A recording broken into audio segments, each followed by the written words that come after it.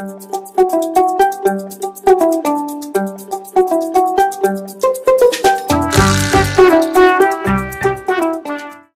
avons un programme que nous voulons vous soumettre. Alors si on est d'accord là-dessus, nous allons travailler avec vous.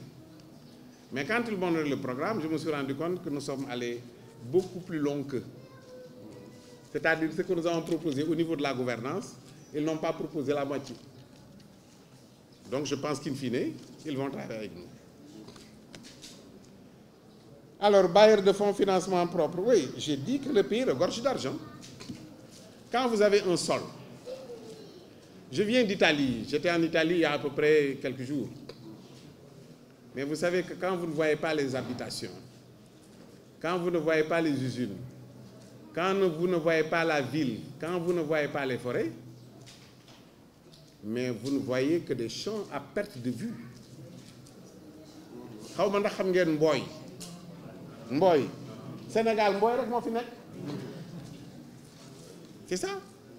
C'est-à-dire vous pouvez quitter Dakar, vous allez jusqu'à Thiès, mais vous ne voyez que des herbes sauvages. En Italie, en France, ailleurs, tout est cultivé, tout est emblavé. Et dans notre programme, c'est ça.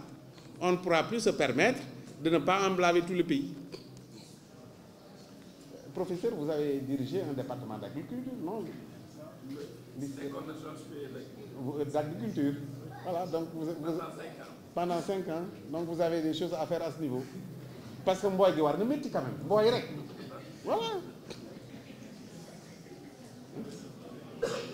Alors, quand vous avez tout ça, vous n'avez pas de problème d'argent. Déjà, nous allons tous, en Sénégalais, quand même faire quelque chose pour notre pays. Même si on nous demande 1000 francs, nous devons quand même pouvoir donner ces 1000 francs. C'est quand même quelques milliards. Ceux qui peuvent donner plus doivent donner plus. Je ne sais pas si vous comprenez un peu ce que je suis en train de dire. Ceux qui ne peuvent pas donner plus, mais donnent ce qu'ils peuvent donner. N'est-ce pas, mon cher non, pas Amadou Diop. Je maa ngi tooñ sa way Ousmane Diop. Ousmane Diop laay tooñ parce que rien que la région de Tamba, voilà. Mais il y a des pays qui ne font pas la taille de la région de Tamba et qui nous donnent de l'argent. Prenez des pays comme Luxembourg, des principautés comme Monaco, qui nous donnent de l'argent. Mais c'est extraordinaire. Oui. Bon, maintenant, nous sommes dans un village planétaire. Cela veut dire simplement que nous ne sommes pas autarciques. Nous allons travailler avec tout le monde. Hein? Voilà. Alors, Aziz a parlé de l'équilibre des institutions. Mais quelles sont les institutions au Sénégal? Il y en a plusieurs. Mais vous n'entendez parler que de l'exécutif. Le judiciaire n'existe pas en réalité. Parce que le judiciaire ne fait que ce que le président de la République demande de faire. Moi, je suis député du peuple. Mais je ne compte pas. Je ne peux pas empêcher une loi de passer. Je ne peux même pas faire une proposition de loi. Les députés n'ont pas la possibilité de faire des propositions de loi. Les projets de loi qui viennent de l'exécutif, mais passent comme lettre à la poste. Donc, il n'y a pas de pouvoir. Nous voulons équilibrer les pouvoirs de telle sorte que ça se fasse de façon horizontale. Que ce pouvoir excessif du président de la République puisse être encadré. Parce que le président, fi ñu toll mooy buur di bumi. Boo ko neexee toog fi, boo ko neexul doo fi toog. Bu la neexee mu tëj la, bu la neexee mu bañ laa tëj. Bu la neexee mu càmbar la, bu la neexee mu bañ laa càmbar. Mais ça, il faut équilibrer cela. Faire en sorte que le judiciaire ait son autonomie, que les magistrats puissent jouir de leur indépendance. Qu'on capacite le législatif pour que nous, quand on donne des lois, nous savons les lois, nous pouvons lire. Ça, c'est le minimum. Nous sommes députés, nous pouvons lire loi. Parce que quand on l'a député, mais c'est le président de la République qui a fait de vous un député.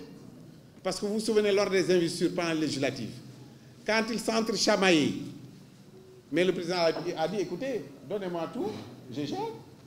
Et il a mis l'ensemble des ministres du gouvernement qui sont devenus députés, qui ont systématiquement démissionné et ont été remplacés par des gens que les gens ne connaissent pas.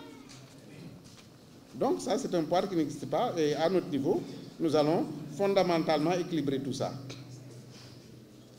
Donc j'ai des alliances, je pense que j'ai répondu à la question. Nous avons les meilleurs alliés, mais notre allié fondamental, c'est le peuple sénégalais.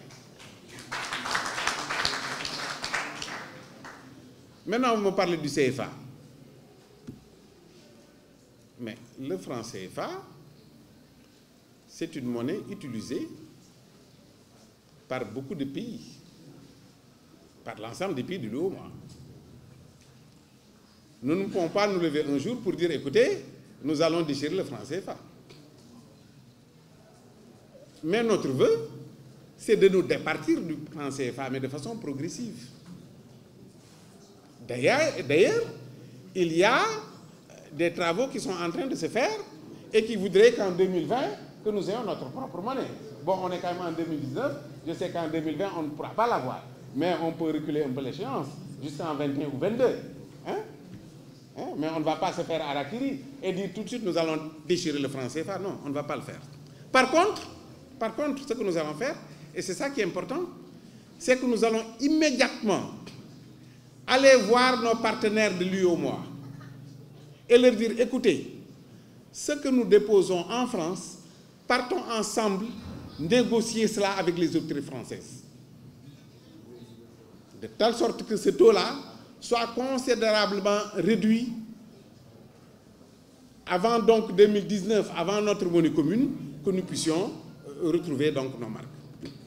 Mais dire tout de suite, écoutez, le franc CFA, on met une croix dessus, moi je ne suis pas de ceux qui le disent. Très bien, l'emploi des jeunes. Je ne veux pas tout de suite promettre l'emploi de tous les jeunes, parce que si je ne parviens pas à le faire, ils vont me dire, non.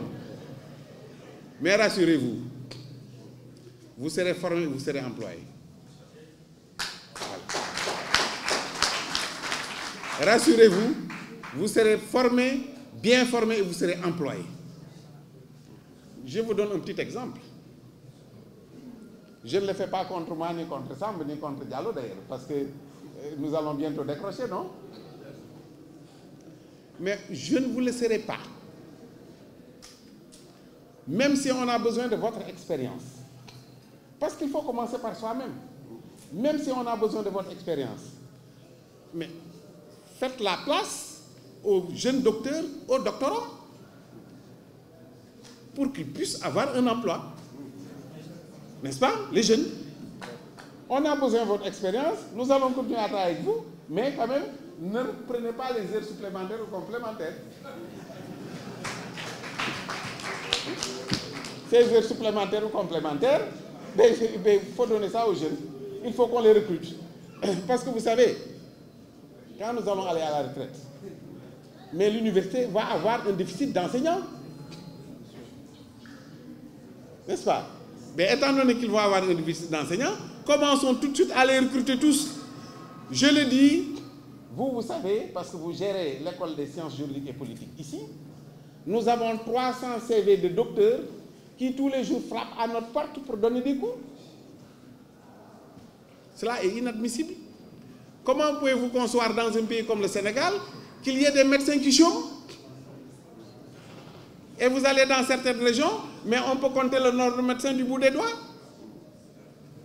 Alors je ne promets pas de prendre tout le monde, mais sachez que beaucoup de jeunes seront pris. Je ne dirais pas immédiatement, mais je dirais presque immédiatement. Même dans votre domaine, vous, dans le domaine de l'audiovisuel. Je sais que beaucoup d'entre vous ne sont pas recrutés dans vos entreprises. Hein? On est d'accord? Mais vous serez recrutés. Mais vous serez recrutés. Par contre, nous allons... Oui, venez là, si vous avez des choses à me dire. Ah d'accord, oui, c'est bon. Par contre, si je demande à ce qu'on vous recrute, mais les entreprises qui vont vous recruter, mais seront accompagnés.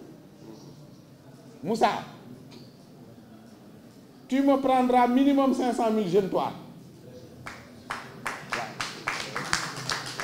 Tu me prendras minimum 500 000. Je vais vous capaciter au niveau de votre association.